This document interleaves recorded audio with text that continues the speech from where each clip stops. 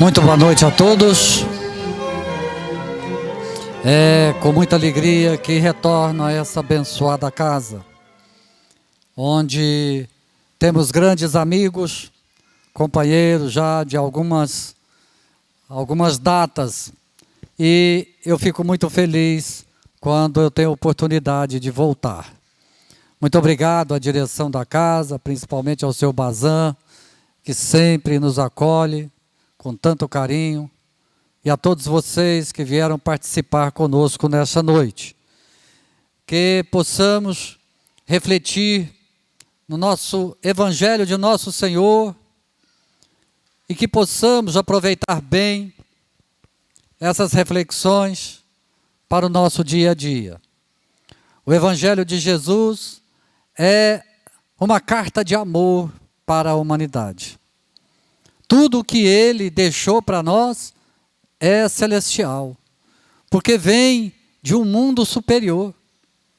As palavras, as parábolas, os milagres, os ensinamentos de nosso Senhor vêm de um mundo celestial. Por isso que tudo é maravilhoso. Então, nós vamos refletir nessa noite sobre um alerta que Jesus nos faz. Esse alerta é para todos nós, que vai chegar a hora da prova, vai chegar a hora da decepção, da dor, e como vamos reagir nesse momento.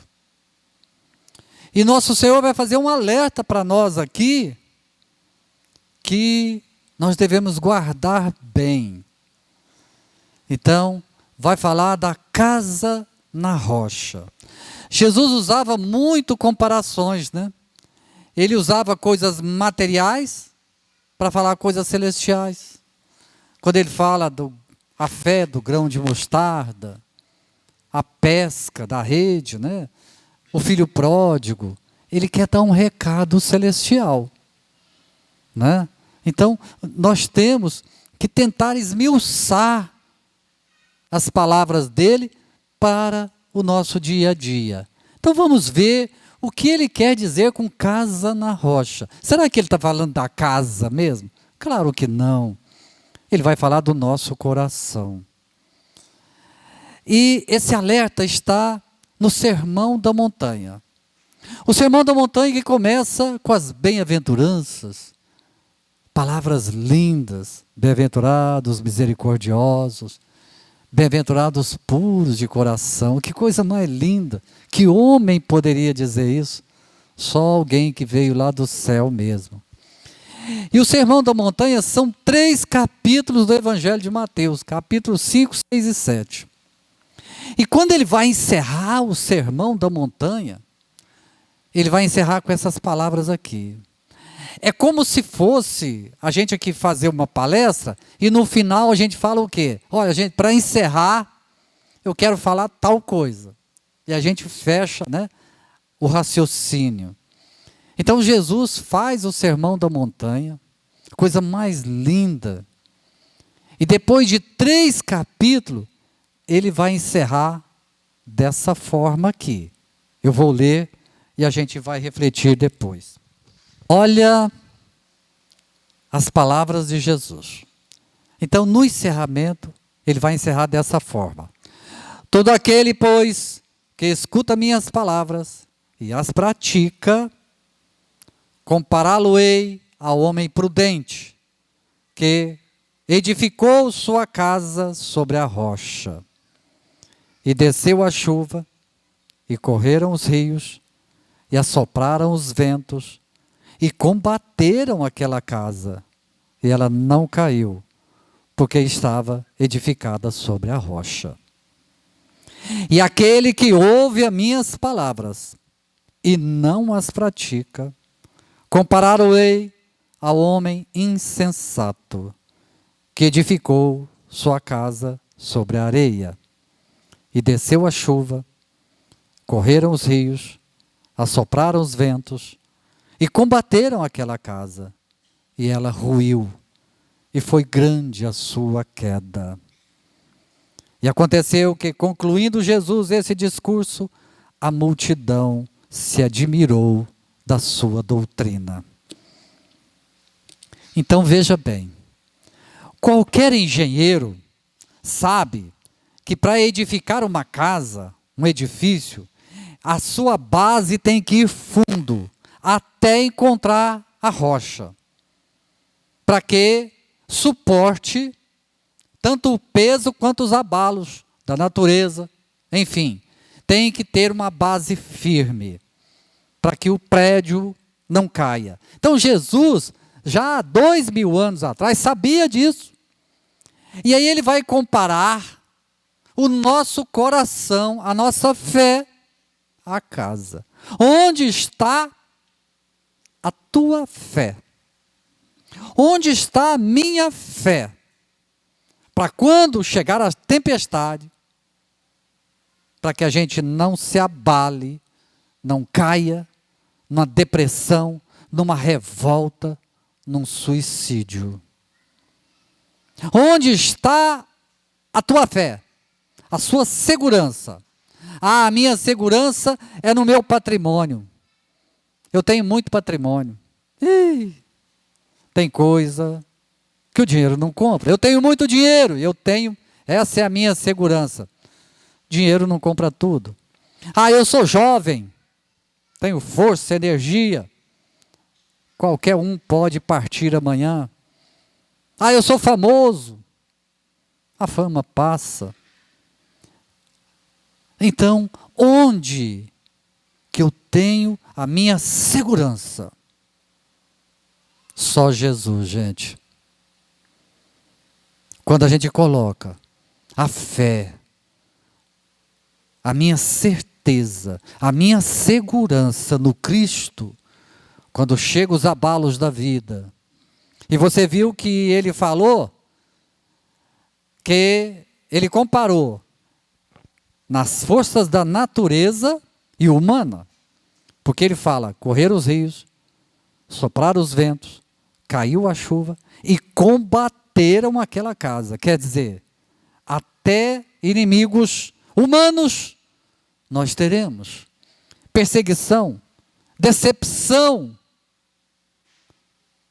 E aí, o que vai acontecer com a gente?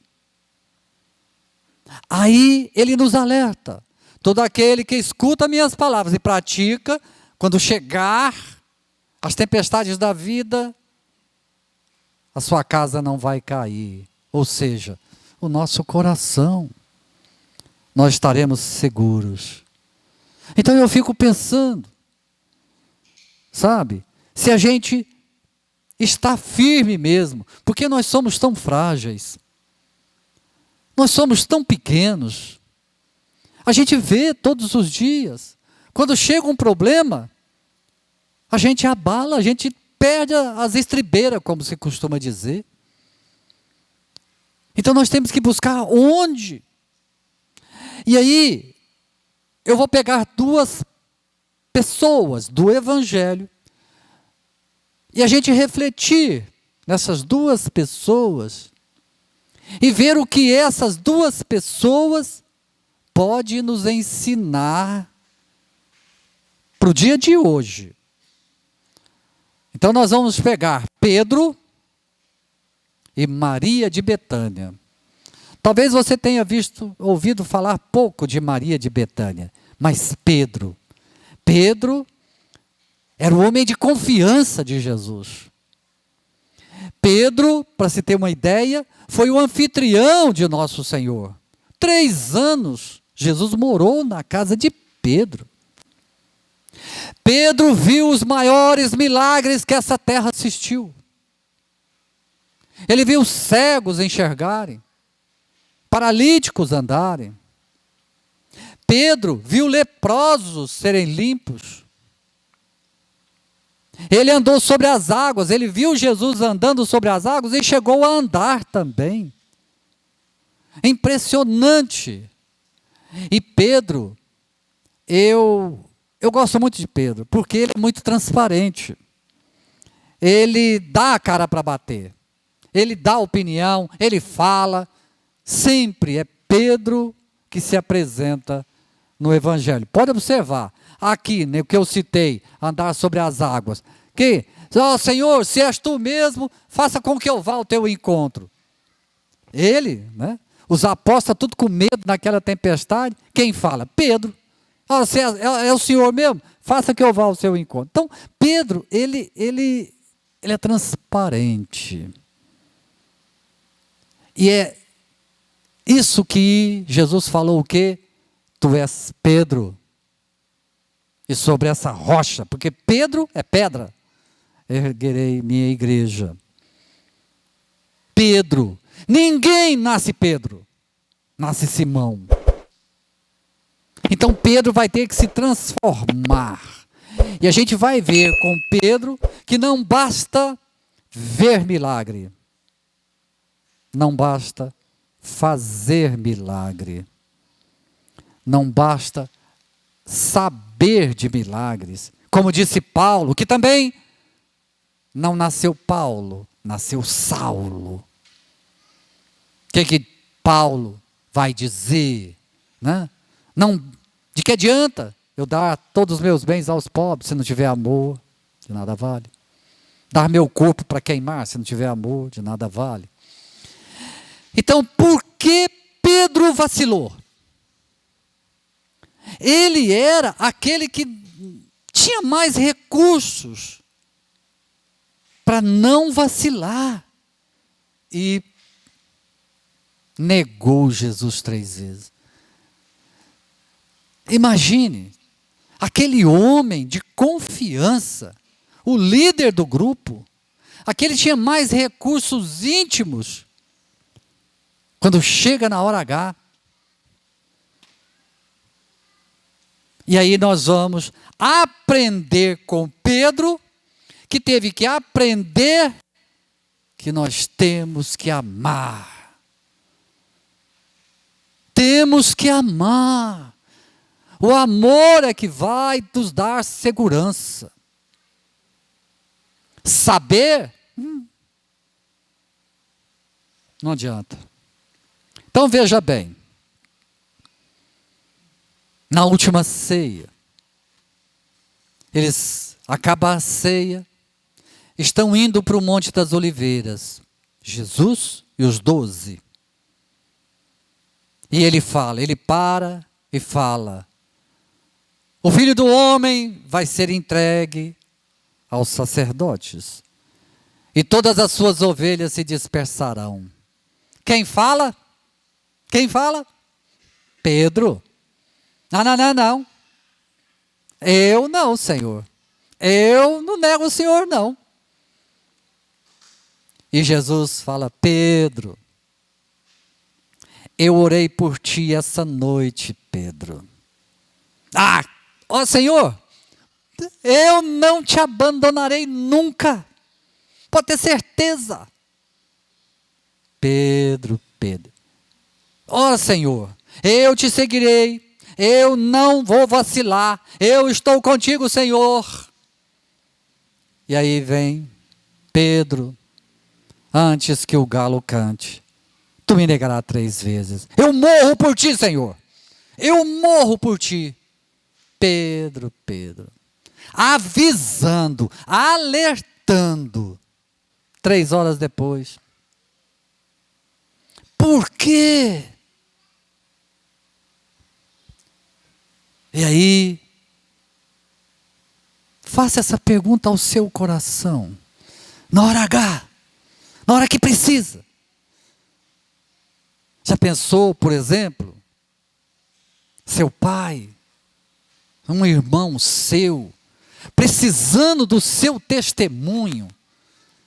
Já pensou? E vamos ver as 3 negativas de Pedro. Leia lá no seu evangelho. É impressionante. Pedro vai se afundando. Quando ele está ali no pátio, Jesus está preso lá dentro. Chega uma serva.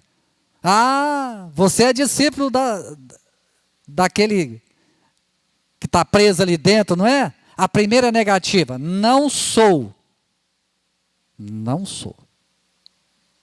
Aí ela se afasta, vem um soldado. Você é galileu. Você é seguidor daquele homem, né? Eu não sou discípulo dele. Olha. Aí se afasta, volta a serva. Agora observa. Aí é terrível. Ah, eu estou te conhecendo. Você é discípulo dele. Aí, meus irmãos, leia no seu evangelho.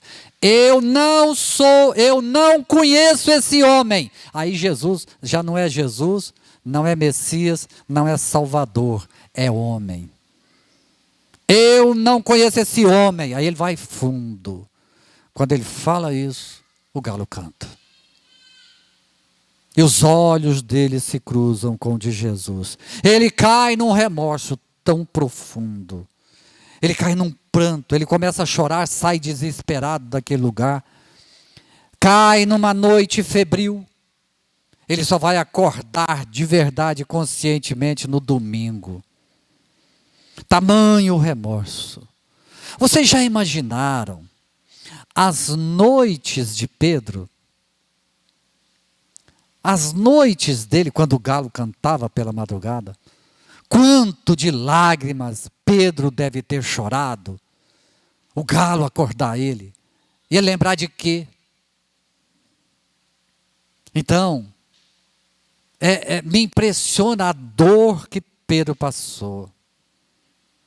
E aí, vai acontecer o seu total arrependimento, a sua dor. E quando Jesus volta e fica materializando 40 dias com os apóstolos, porque Jesus fica aparecendo por 40 dias, né, conversando com eles. No último dia, Jesus reúne todos os apóstolos, se despede, orienta a todos. E aí, quando ele vai partir, com quem que ele vai falar? Com Pedro. E me impressiona o amor do Cristo por todos nós, porque ele não condena ninguém, ele não acusa ninguém, ele não fala do nosso passado. Jesus não está nem aí para o nosso passado. Observa no Evangelho, ele só quer resgatar. Ele não acusa ninguém. Senhor, eu sou uma meretriz, o que tem? Quer deixar de ser? Vem e siga-me. Eu sou um zelote, eu sou um revoltado, o que tem? Vem cá. Eu sou um cobrador de impostos, eu quero você como meu apóstolo. Mas Senhor, todo mundo me odeia, eu quero você. Então, o que ele vai fazer com Pedro me encanta. Porque Pedro está remoendo as 3 negativas de nosso Senhor. E lá, na despedida, ele e nosso Senhor. E aí, ele vai fazer 3 perguntas. Por que 3 perguntas? Por que 3 perguntas? Tão simples. E aí, você vai notar que ele afundou nas negativas e ele vai subir quando ele afirma. Então, as 3 perguntas. Pedro, tu me amas? Tu sabes que eu te amo, Senhor. Primeira vez. Apacenta minhas ovelhas, Pedro. Passa uns 10 segundos. Pedro, tu me amas? Tu sabes todas as coisas, Senhor. Eu te amo. Apacenta minhas ovelhas, Pedro. Aí vem a terceira.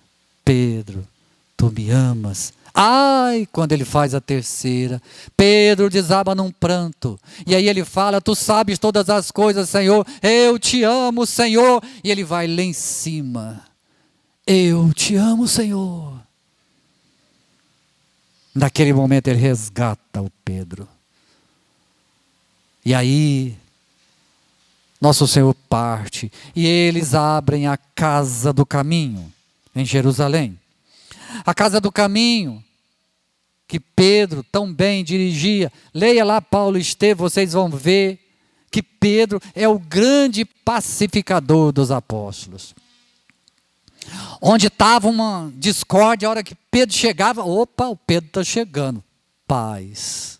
É impressionante. E ele abriu a casa do caminho, como Divaldo Pereira Franco contava, todas as terças-feiras ele falava para as mulheres ali na casa do caminho. E quando alguém se dirigia a ele, Pedro, você é incrível, você é iluminado, você é um abençoado, Pedro. O que ele falava? Eu não mereço nada disso. Eu sou o apóstolo que negou Jesus 3 vezes. Mas hoje eu não nego mais. E realmente, nunca mais negou. Ele foi chicoteado, espancado, apedrejado, preso, morto. Nunca mais negou Jesus. Então, o que teve que fazer Pedro? Amar.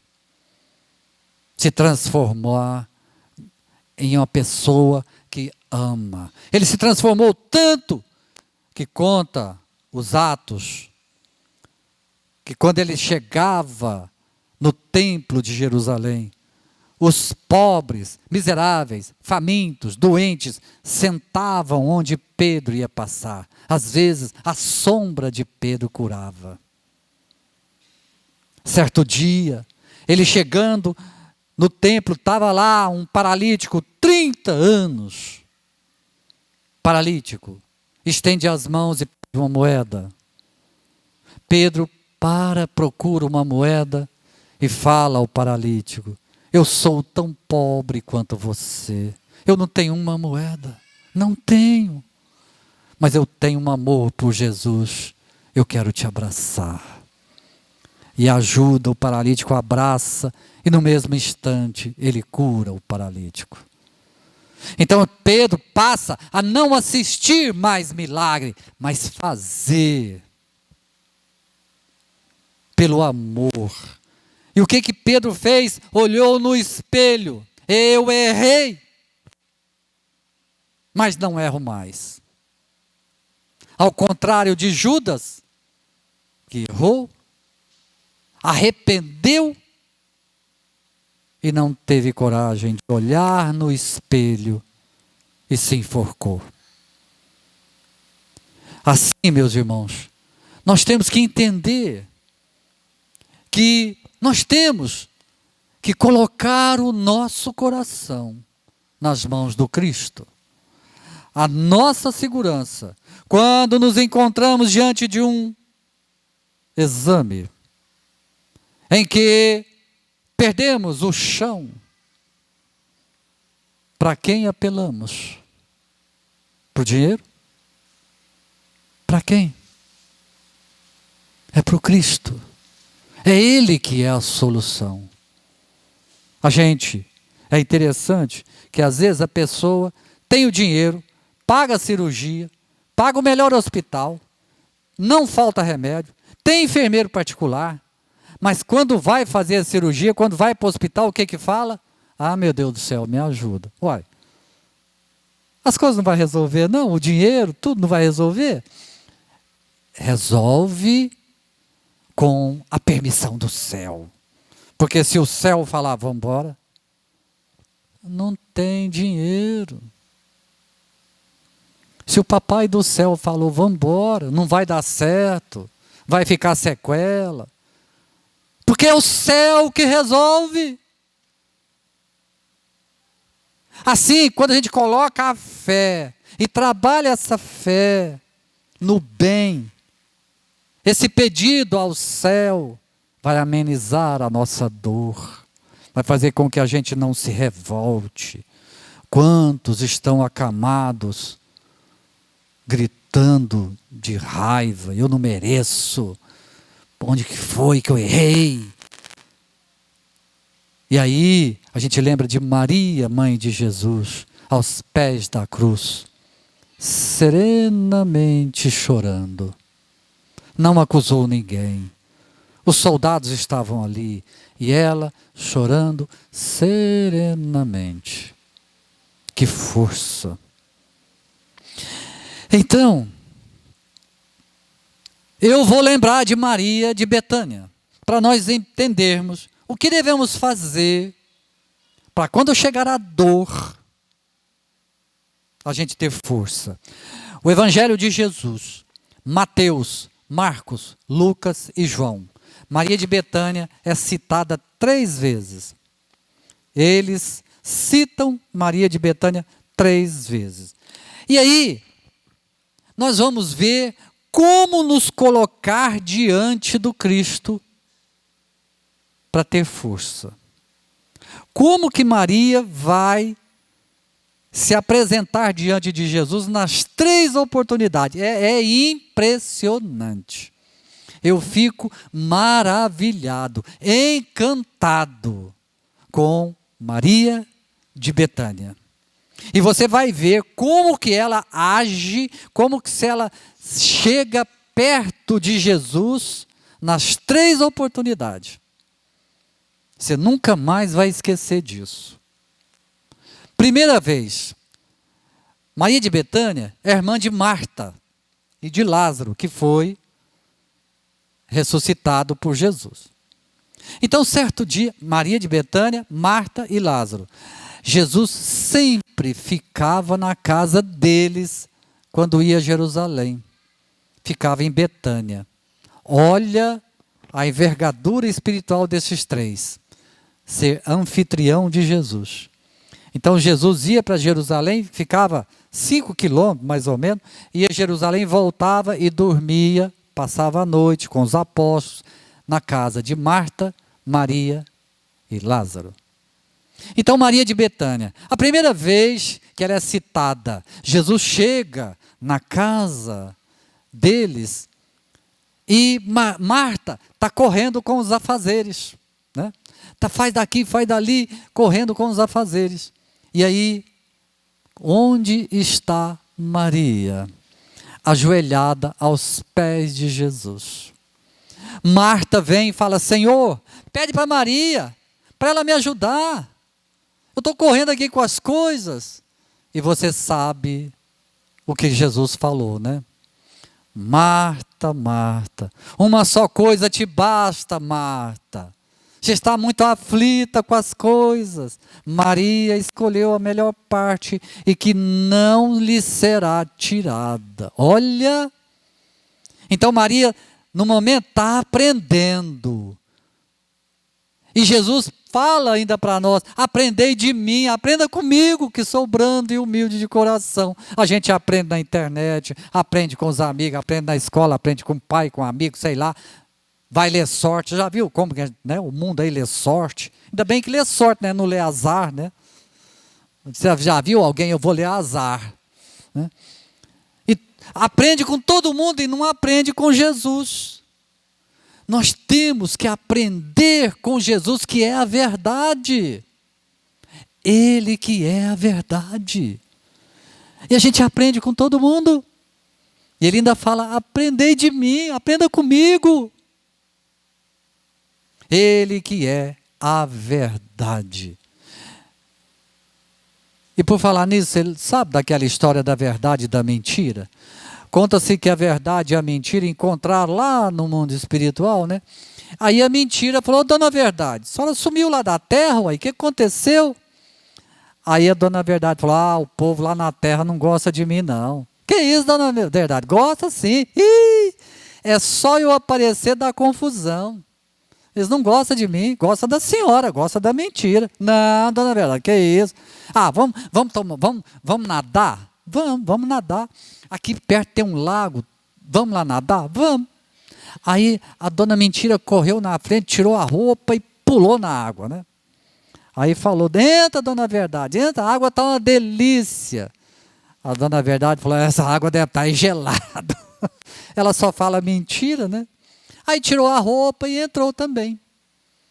E pela primeira vez ela viu que a dona Mentira estava falando a verdade. A água estava uma delícia. Né? E a dona Mentira, entra mais, dona Verdade, entra mais, vem mais para dentro, vem mais. E a dona Verdade foi nadando, foi nadando, foi nadando. Quando ela estava lá no meio, a dona Mentira saiu nadando rapidamente. E saiu assim do lago, pegou a roupa da dona Verdade e vestiu. A dona Verdade falou, dona Mentira, não faz isso não, essa roupa é minha. E a dona Mentira vestiu a roupa e saiu correndo. Dona Mentira, não faz isso. E ela sumiu. Aí conta-se que desde aquela época, a dona Mentira vem na terra, mas disfarçada de verdade. E nós acreditamos.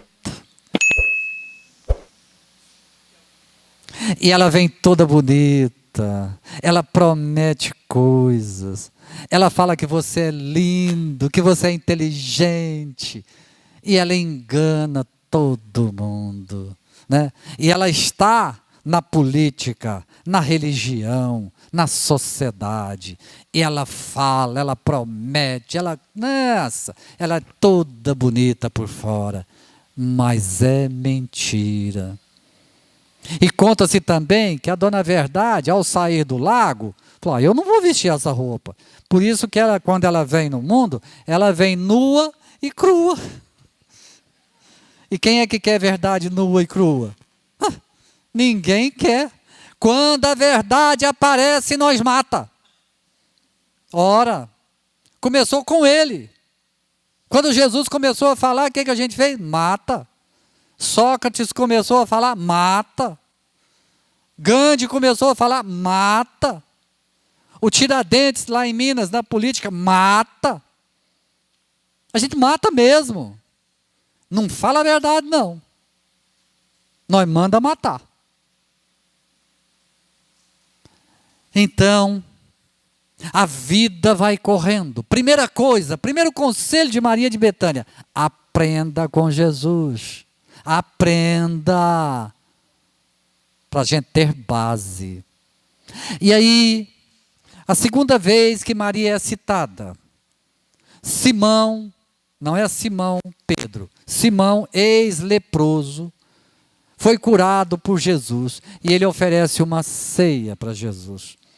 Aí nosso Senhor vai com os apóstolos, estão todos lá na sala, só os homens, porque mulher não entrava, onde estavam os homens. Mas, naquela noite, quem entra na sala? Maria de Betânia. E vocês sabem o que ela fez. Ela pega um perfume dos mais caros da época, um perfume de alabastro. Joga nos cabelos de nosso Senhor. Ajoelha, segunda vez, ajoelha e lava os pés de nosso Senhor. E chorando, enxuga os pés de nosso Senhor com os cabelos. Ajoelhada. Ajoelhou para aprender. Ajoelhou para celebrar. É o único presente registrado no Evangelho que ele ganhou. Aliás, é o segundo, porque nós demos a cruz para ele também, né? Esse foi de presente que nós demos. Mas o presente que Jesus ganhou, registrado, é o único. Aí naquele momento, leia lá no seu evangelho, um que estava na sala falou, olha que desperdício. Gastando um perfume caro desse, é nele. Olha, se você pudesse dar um presente para Jesus, o que daria? Quando a gente ama alguém, a gente não quer presentear, um presente caro. E eu fico também pensando, quanto Maria foi juntando de moedinhas, para comprar um perfume caríssimo e jogar nos cabelos de Jesus. Lavar os pés de Jesus. Então, quem está em volta fala que é desperdício. Já pensou você comprar um perfume caríssimo para sua esposa? Aí alguém do lado fala, ih, que desperdício, credo, para que isso? Uma coisa mais louca. E aí, alguém sugere, poderia pegar esse dinheiro e dar para os pobres. O que Jesus fala? Pobres sempre os tereis, a mim não. Então, no momento de celebrar a vida, celebra. A vida é feita para celebrar também, não é só de momentos tristes, não. Aprendeu com Jesus, se a vida te dá de presente momentos alegres, vai festejar, não tem problema, mas lembra dos pequenininhos. Porque Jesus falou, pobres sempre os tereis. Então, nós aprendemos com Maria, que primeiro ela aprende, depois ela celebra, né? E no momento de celebração, a gente tem que lembrar, é igual aquela história da raposa e da vinha. A raposa queria comer uvas, e ela olhava uma vinha com uvas saborosas, aquelas uvas imensas, e falava, eu tenho que entrar nessa vinha, se eu conseguir entrar nessa vinha, eu vou ser muito feliz. E procurava uma abertura, até que ela encontrou uma abertura bem estreitinha, ela tentou passar, não conseguiu. O que ela falou? O que ela pensou? Vou ficar aqui, vou fazer um regime, vou ficar sem comer, sem beber, 30 dias, 60 dias se for preciso. Vou virar pele e osso, mas eu entro. E assim ela começou o regime. 10 dias, 15 dias e 20 dias, sem comer, sem beber. E foi emagrecendo, foi ficando magrinha. 30 dias estava pele e osso. E ela foi arrastando fraquinha e passou. Ai, quando ela passou, ela se esbaldou, começou a comer uvas e foi engordando 10 dias, 20 dias, 30 dias, 60 dias, toda feliz, que beleza que é a minha vida, já estava bem gorda, feliz. 6 meses depois, o que ela pensou? Vou embora. Ela foi lá para a abertura. Passa naquela abertura? Não passa. Aí o que tem que fazer? Regime.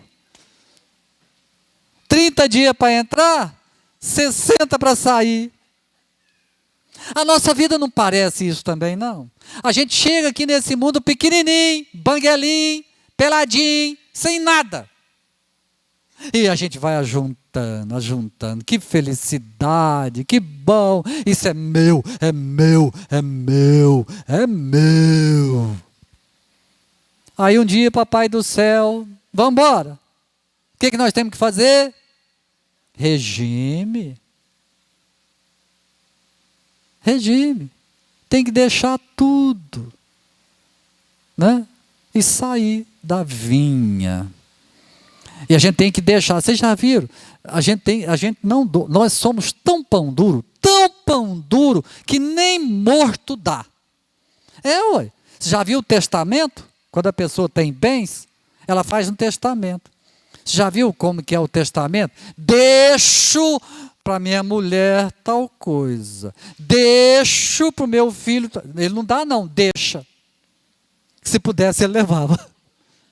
Nem no testamento ele fala dou, não, deixo.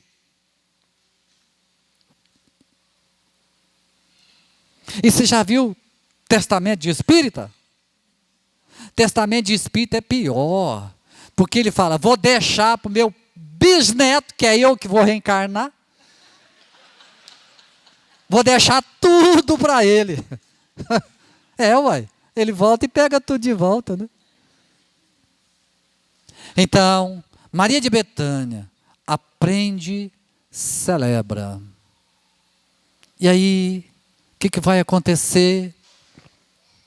Vai correr os rios, soprar os ventos, cair a chuva, combater aquela casa. Aí vai chegar o momento de dor para Maria.